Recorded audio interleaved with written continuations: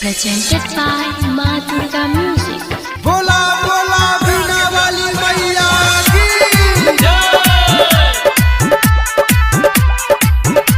Singing by Anil Yadav.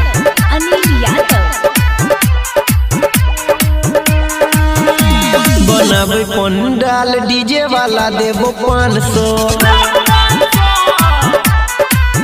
रे बनाबे पंडाल DJ वाला देबो 500 एते सरस्वती मैया संगे में हंसो एते सरस्वती मैया संगे में हंसो बनाबे पंडाल डीजे वाला देबो 500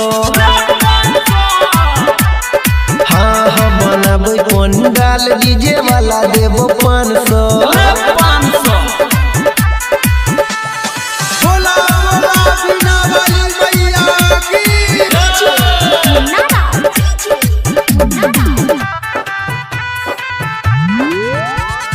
खिड़की बाजार मधुबनी।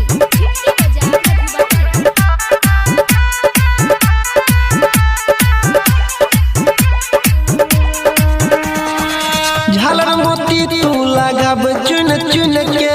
करे नहीं अब इंतजार रे फुलल लौतै मोलनिया रे भाई मैया के करतै सिंगार रे हाँ हाँ झालर मोती तू लगाब चुन चुन के करे नहीं अब इंतजार रे फुलल लौतै मोलनिया रे भाई मैया के करतै सिंगार रे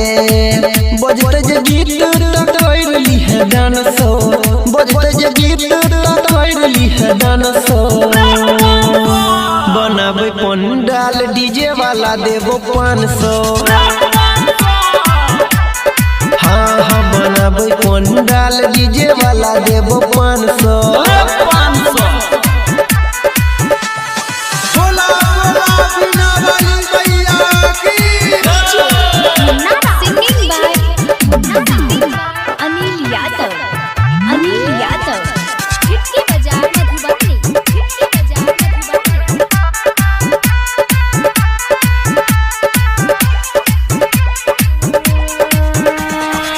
मैया के महिमा छै बड़ा महान रे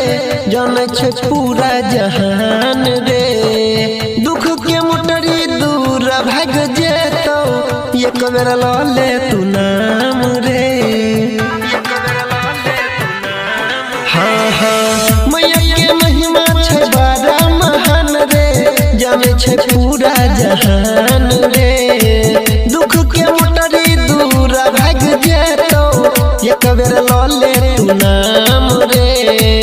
परवीन गोपाल फेरो मिलतौ नहीं चांस अनिल परवीन फेरो मिलतौ नहीं चांस